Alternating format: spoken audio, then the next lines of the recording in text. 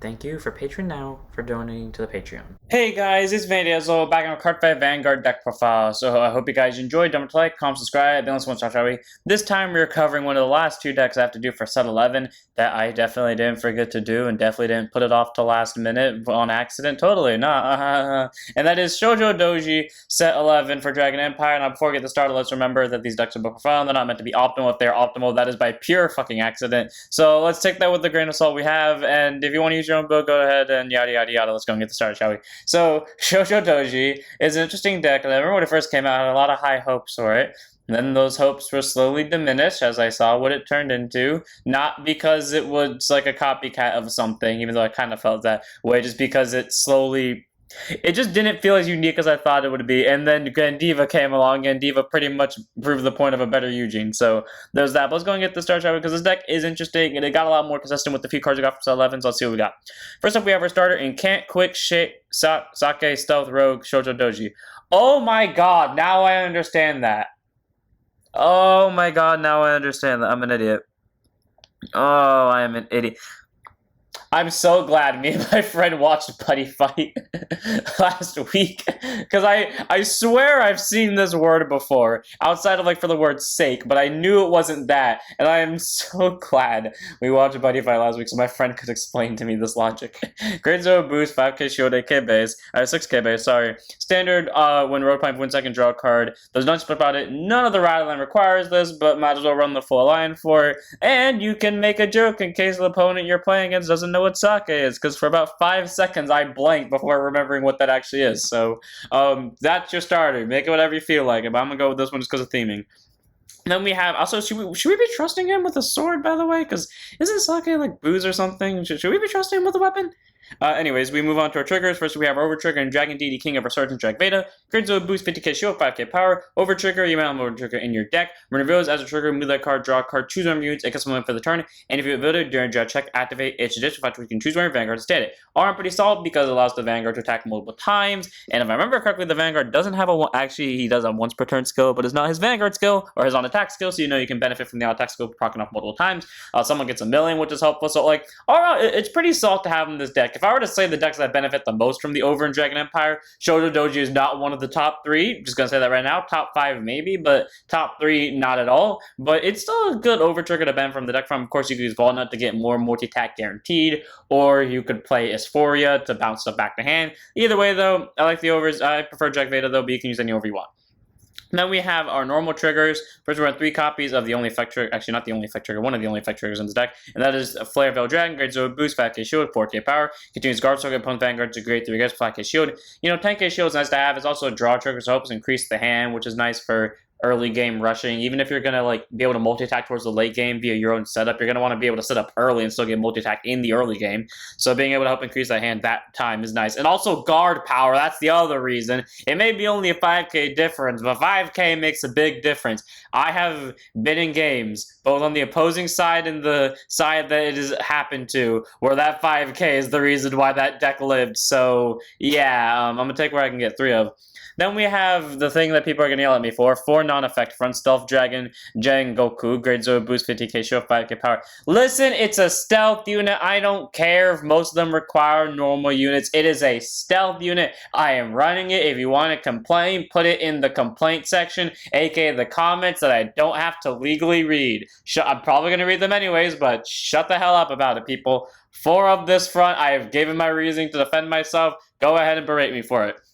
And we have our 4 Burning Flow Dragons, grade 0 boost, 15k shield, 4k power, critical trigger, auto rear at the end of the battle, this unit boosted, put the soul 2 reads to pick for the turn. Or, you know, it's not bad. It's 2 crit, it goes to soul. If you spam out like every consistent way to soul blast in this deck like I do, you will run into a slow problem one way or another, so this is kind of mandatory. I believe there's a stealth crit, but like, I know my playstyle, that's like the one time I won't go to like the norms of like the technicalities of units, because if it's between this and like actually going forward, I think I'd rather have this because I want to be able to play the deck. So 4 Burning Flow, or at least play it my way. And then we have 4 Blaze Maiden Rioni. I know there's a stealth heal. I forgot if there's that one vanilla. There probably is that one vanilla one that I forgot to grab, but the only one I remember when I first built this deck, the only stealth heal I had access to was the counter heal. It was between the counter heal and this. I'd rather run this because I don't really like the effect heals too much because they're standard 10k shields with like a fluctuating 10 to 25, but I'd rather have a consistent 15 over that fluctuation because those are only useful in certain situations. If you want to run the effect heals, go ahead. Again, I'm pretty sure there's a stealth unit that isn't an effect heal,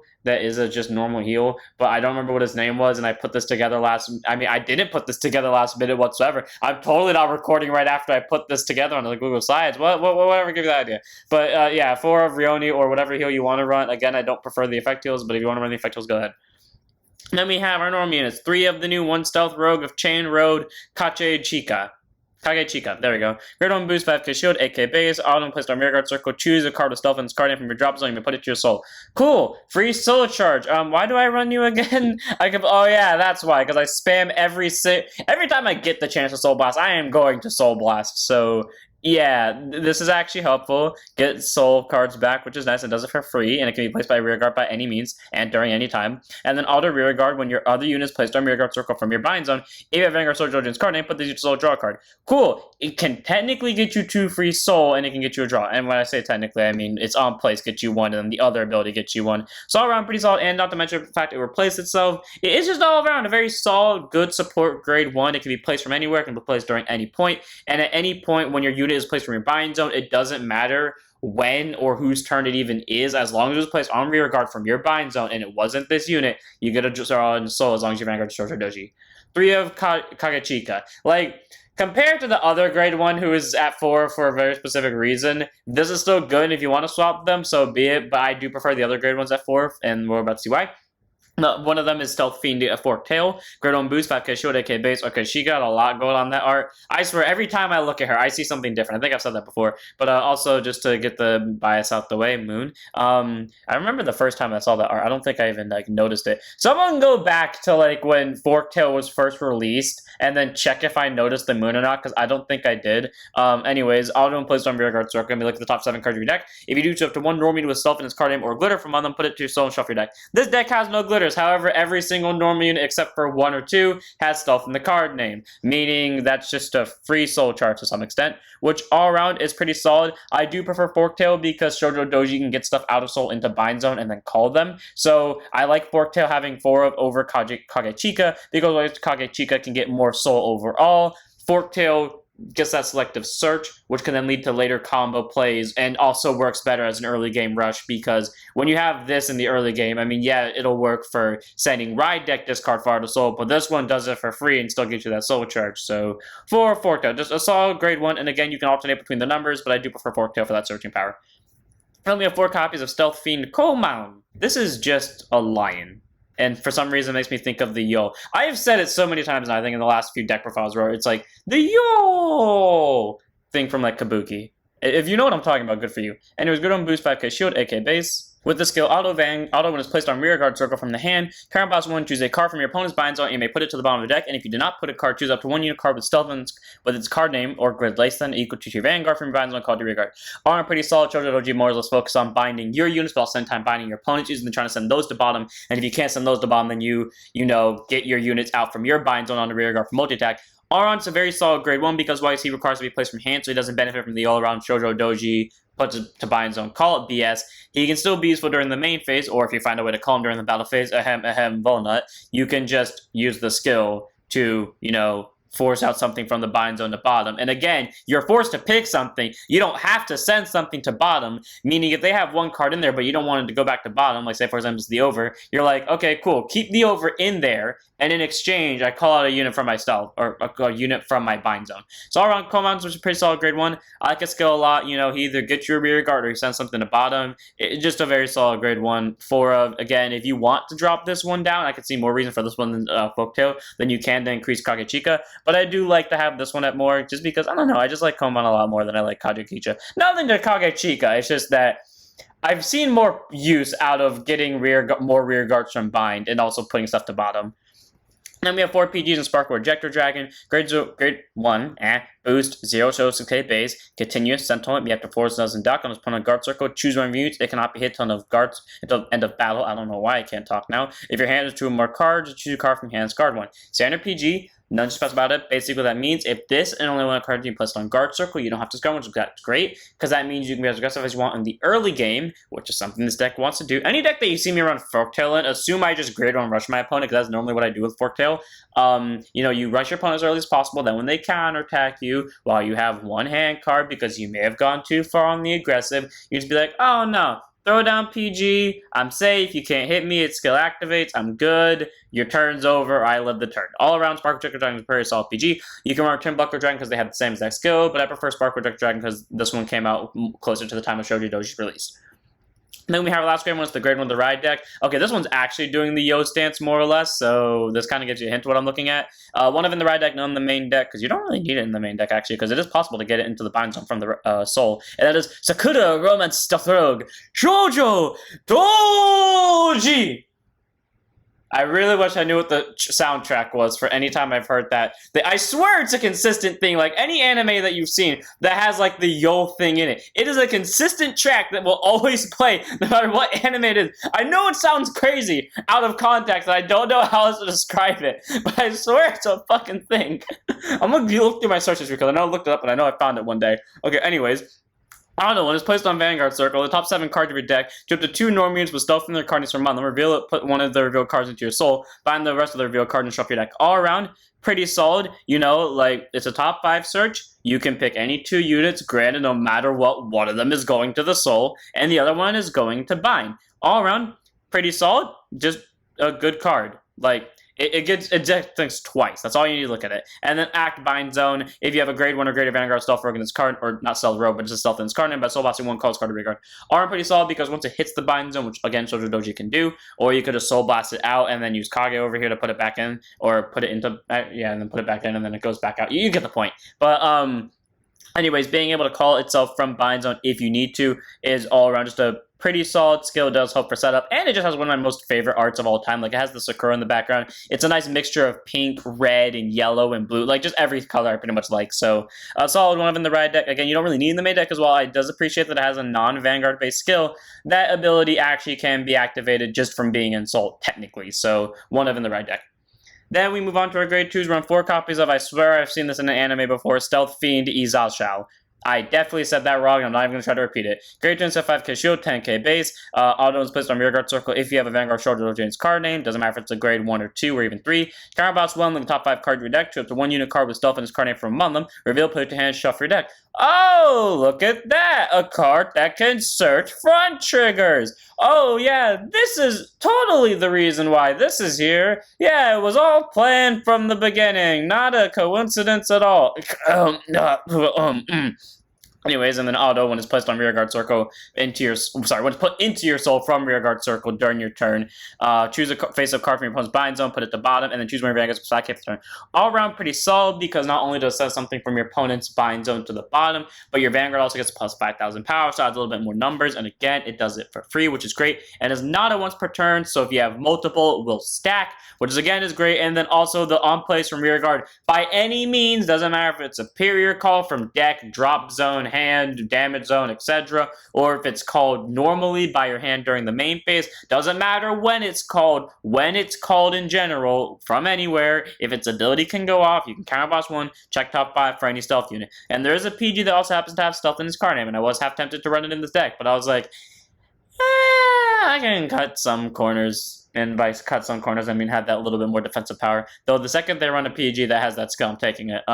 For Izashao though, just a solid grade 2, and I swear this thing is so. Remember, also I see a moon. I see that it's in the far corner, but because I know this is that looks like Nagoya Castle to me, but I know it's not. But that is a moon. I know a moon when I see one.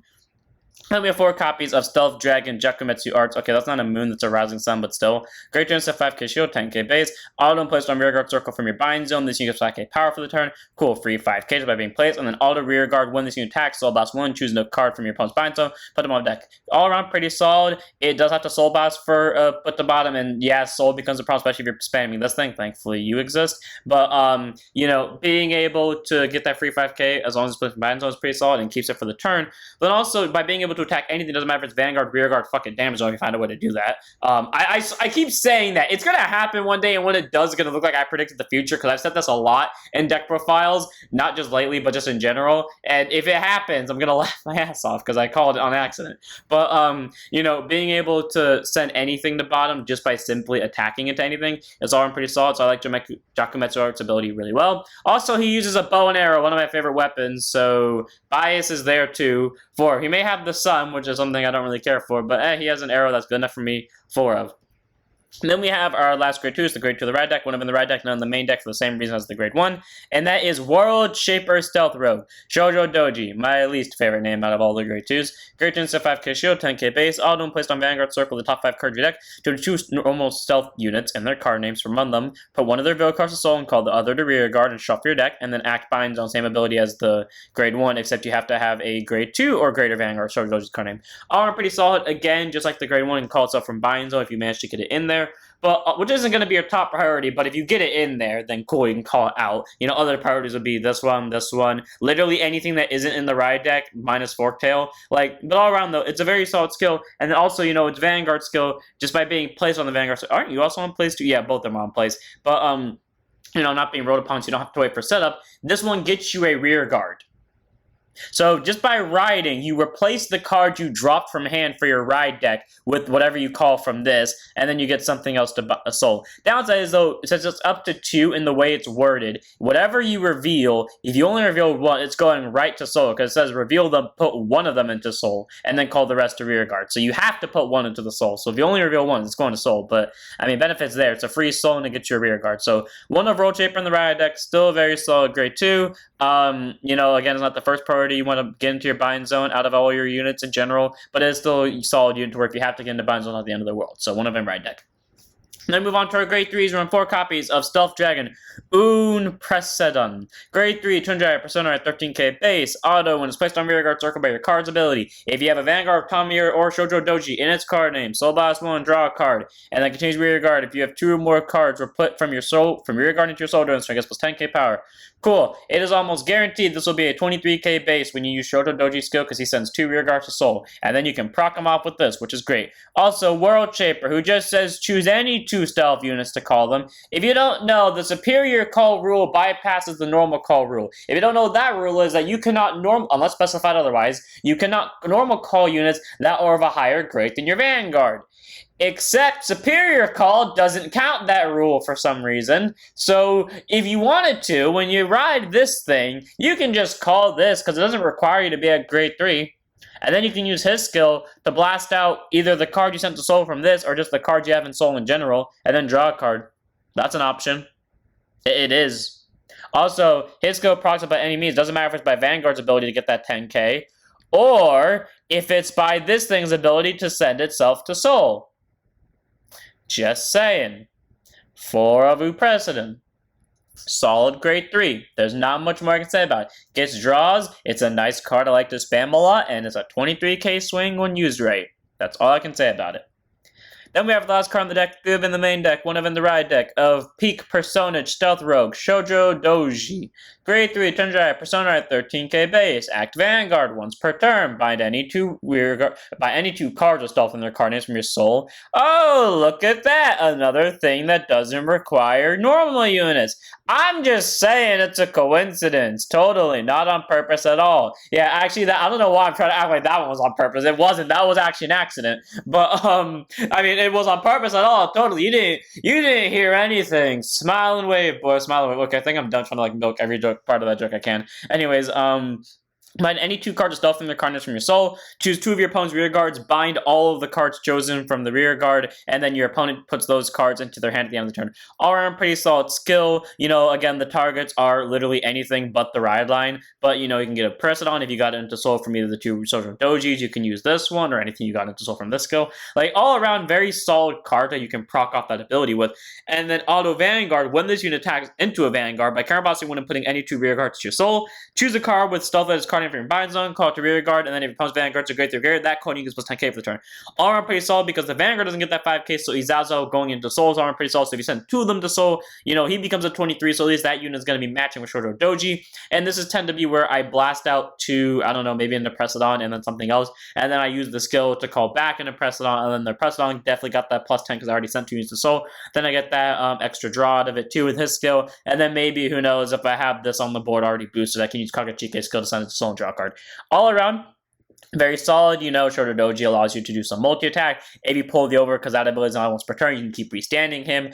And he, outside of Isawa over here, are the only 2 cards in the deck that, okay, and this thing, are the only 3 cards in the deck that cause counterboss. You know, sometimes you go 50-50 on them. The main priorities are these 2. If you run into a situation where you want to use it, or you can just use it, by all means. But, I mean, the main priorities for counterboss obviously belong to the grade 2 and the grade 3. And, yeah, that's pretty much all I can say about Auto on this deck. It does work actually consistently, despite what you think of it. And that's it for the deck. I hope you guys enjoyed. All around, this deck is fun to play. I can make a lot of YOLO jokes with it. At the end of this video, I'm going to put that thing, because I'm gonna fucking find it, because now it's bothering me, but I'm gonna find that yield thing and put it after this. But anyways, you know, you get to send rear guard to Soul, you get to call them out from bind zone, you get to blast them out from Soul, you get to bind your opponent's stuff, you get to send that stuff to bomb so they don't get it back. All around, it's a pretty solid and fun deck to build. I love the aesthetic of it. I love the play style. It's like Pale Moon mixed with, what was the one that Sharon comes from? Is that Nubatama? I think it's Nubatama. It's like Pale Moon mixed with Nubatama. It's Nubatama, yeah, because Murakuma's your own rear guards that go to bottom. Yeah, it's Nubatama mixed with Pale Moon. It's got that nice little, like, Moonlight Circuit assets. Also, that, we see that is a moon. You cannot tell me otherwise. We can see the plump shape of it. But, like, that's all I could say for this one. So, hope you guys enjoyed. Don't forget to like, comment, subscribe, and join the Discord, follow Twitch. I'll see you all in the next one. Don't forget to stand up your Vanguards.